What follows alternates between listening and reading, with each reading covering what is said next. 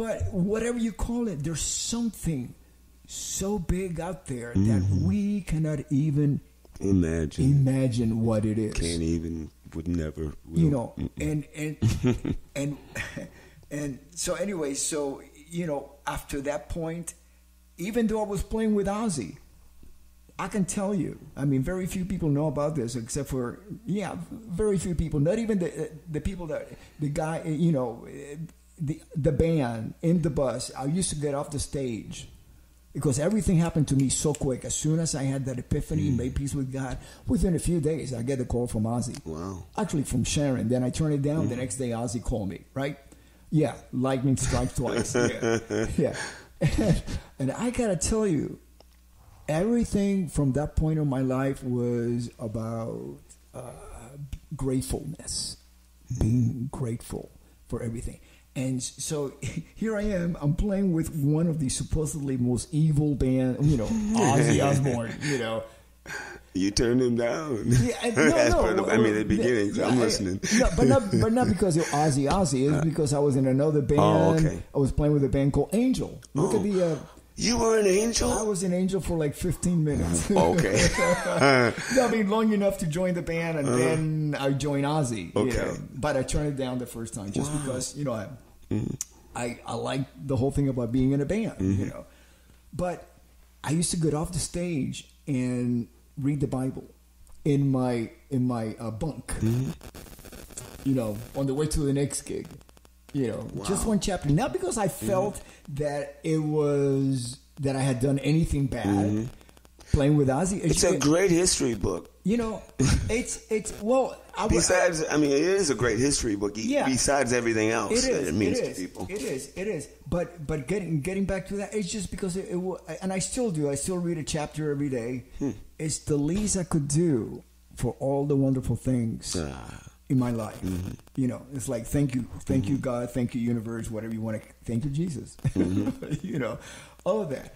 And me going and, you know, experiencing that was so massive of a life-changing experience for me that I've never preached. Because I figure, you know what I'm feeling and experiencing, I could never put into words to sell that to somebody else. You have to find out for yourself. Yeah. And then it's for real. It is. You know. And so anyways, at some point we'll get back to your bass. Well, I forgot about that. No, you've had religious experiences. I have too.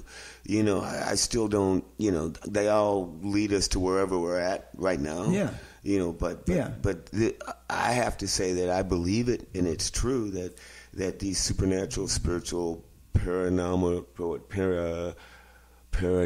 physical, or whatever you want to call it, all these things happen. I've felt all of them to some extent, you know, and so that's why I always believe that there's something out there, or something around me, or there's something with me, or something helping me. I've never felt alone, even though I've been alone all my life. I've never felt like there was not a camera on me all my life. There was somebody watching me. Everything I do, I felt like something was watching me.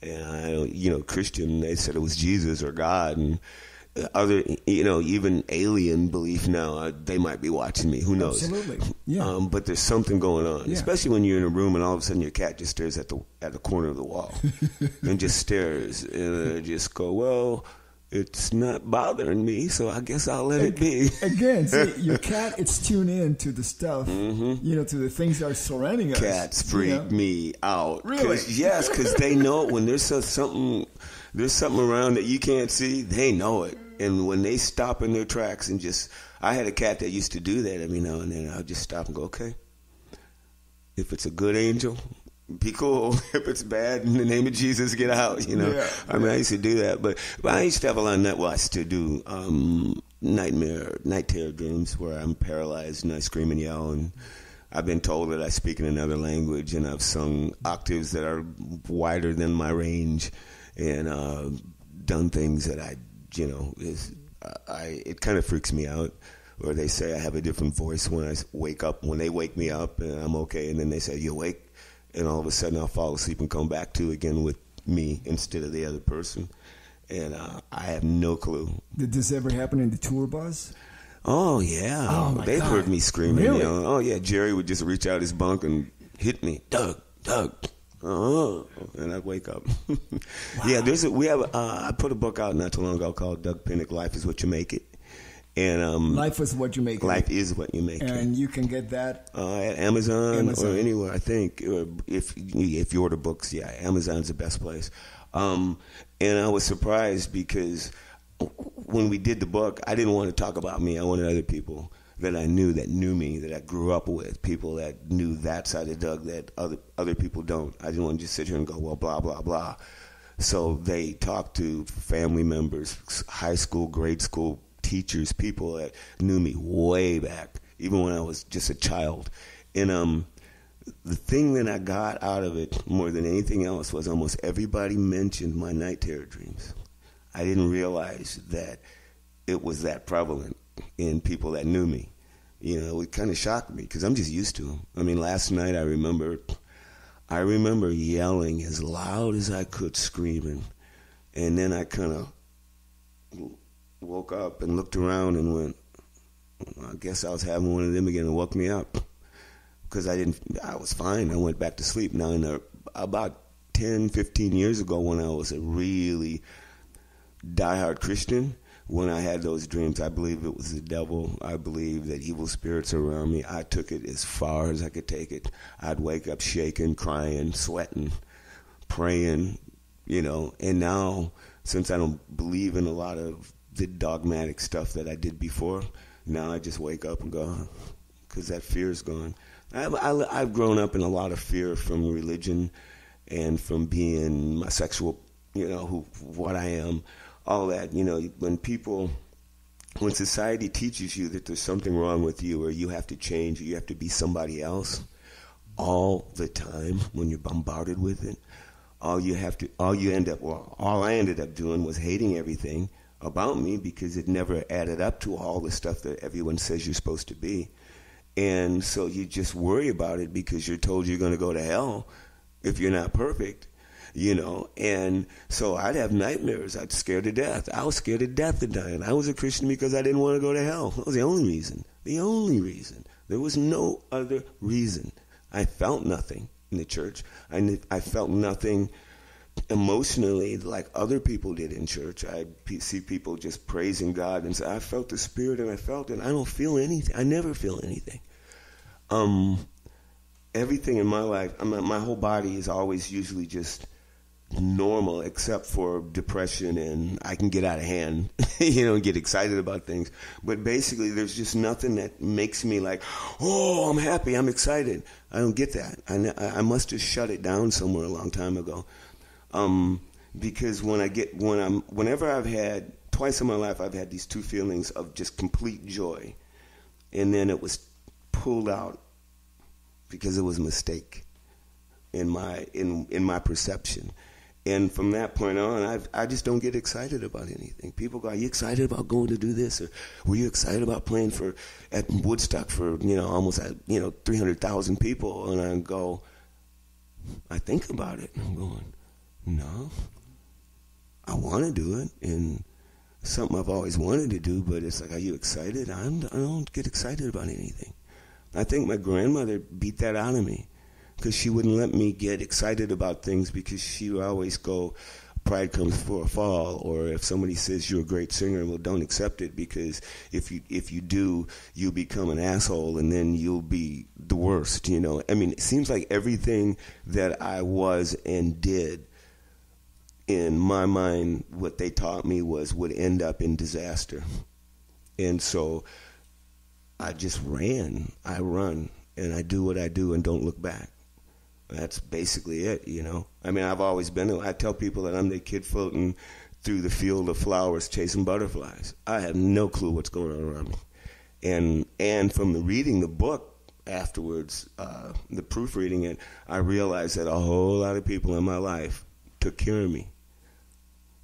First time I ever saw myself as that person that so many people keep an eye on me and direct me, and like a little kid who's blind. all my life to this day. You know, now I see it. It bugs me and it makes me happy at the same time that people cared about me that much. But I feel like, wow, what a dummy was I? Am I that out of touch with life that I don't even notice the things? And I mean, things that happened that could have killed me, you know. I mean, being in places where people go, we got dug out of there before so-and-so happened. And I'm going, I never even knew there was something going on, you know. Anyway, wow. I don't know where we're going with all this. This is great. I mean, to hear your honesty, because I can relate to it. You know, the person that you're sitting across right here having this conversation with, I imagined this when I was a kid. Wow. You know, when I was 13 years old, I was this fat little Cuban kid that had no direction. I knew, you know, I knew I wanted to play an instrument, musical instrument. You know, my first instrument in high school was trumpet. I didn't have the lungs for it, or my mom used to shove me in the closet to practice. I played sax. Yeah. I mean, you know, high school band stuff. 12 years old, right? Yeah, exactly. And then that was in New Jersey, and then we moved to Miami, and I got to choosing, you know, the day that you choose whatever instruments are available, they had a row of trombones. Oh, God. I can still smell it, you know, musty Miami. Yeah. You open up that case and the brass. The snot and the snow. The saliva. Everything. Oh, God, I remember. Yeah. And so I spent that whole year sitting next to somebody who kind of knew what to do. So I was, every time that they pulled the slide so far, I would do the same thing. So I was always like a beat behind the person I'm pulling into it. It was useless. But I wanted to be in a band. Those things. Yeah, anyway. Yeah, you know, trombone. You know, what the hell? There's no frets. Yeah, what's up with that? What are you doing? It's like a fretless, I guess. It is. Fretless trumpet. It's a fretless trumpet. You know, and here I am, a kid, and then you know, I was still 13 when the Beatles happened on Ed Sullivan. All right. Yep. Were you part of that too? I was 14 and I didn't see it, but everybody I knew saw it. We didn't have a TV.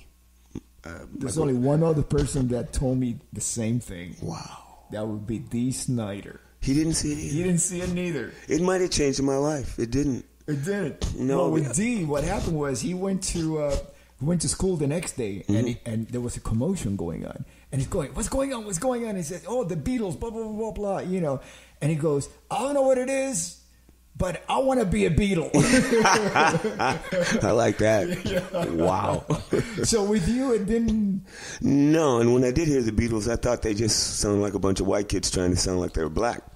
Of course. And so I didn't get it. Yeah, I didn't get it. I get it now.